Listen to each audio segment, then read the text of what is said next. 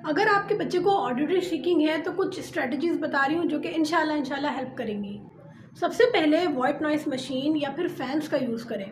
इसके अलावा music therapy होती है जिसमें स्लो वॉल्यूम के और रिदमिक साउंड और या तो फिर रिपीटेटिव जो म्यूज़िक होते हैं ना वो बच्चों को सुनाए जाते हैं। ड्रम्स या फिर जाइलोफोन का भी यूज़ कर सकते हैं। क्रंची फूड्स जैसे कि चिप्स या क्रैकर। अच्छा, इससे ओरल इनपुट तो मिलेगा, साथ साथ ऑडिटरी इनपुट भी मिलेगा। बच्चे के साथ मिलके पेरेंट्स सिंगिंग कर सकते हैं या फिर हमिंग कर सकते हैं। इसके अलावा क्लैपिंग गेम्स भी बहुत ज़्यादा हेल्पफुल होते हैं। पॉट्स या फिर पैन के ऊपर बैंगिंग करवा सकते हैं लेकिन सेफ प्लेस में। इसके अलावा एक चीज़ जिसने अहमद की ऑडिटरी सीकिंग में बहुत काम की वो थी ऑडियो बुक्स।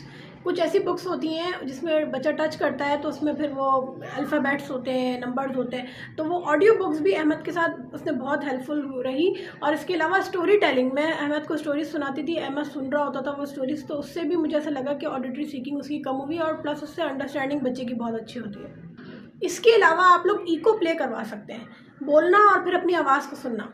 अगर आपका बच्चा सुबह उठता है तो बर्ड्स की आवाज़ आप अपने बच्चे को सुना सकते हैं, नहीं तो फिर आप यूट्यूब पे भी सुना सकते हैं। बर्ड्स के आपको बहुत सारे चीज़ें मिल जाएंगी, टीवी पे लगा दें इतने वॉल्यूम पे कि बच्चा उसको बेयर कर सके और वो सुनाए।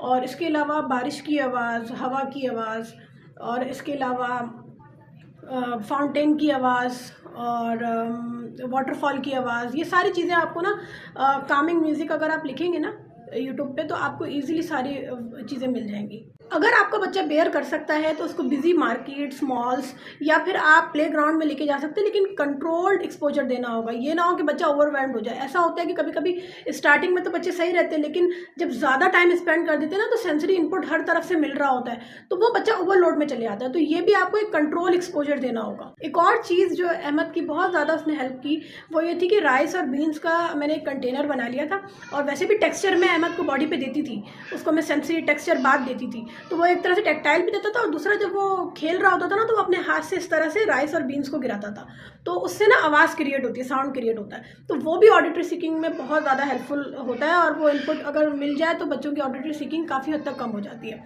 इसके अलावा आप एक साउंड बॉटल बना सकते हैं, उसमें अलग अलग चीज़ें डाल के वो बच्चा उसको शेक करे और सुने। अगर आपको बच्चा किसी चीज़ को खोल के मुंह में ना ले ले, या आप बॉटल के कैप को किसी तरह से सिक्योर कर सकते हैं कि बच्चा उसको खोले ना।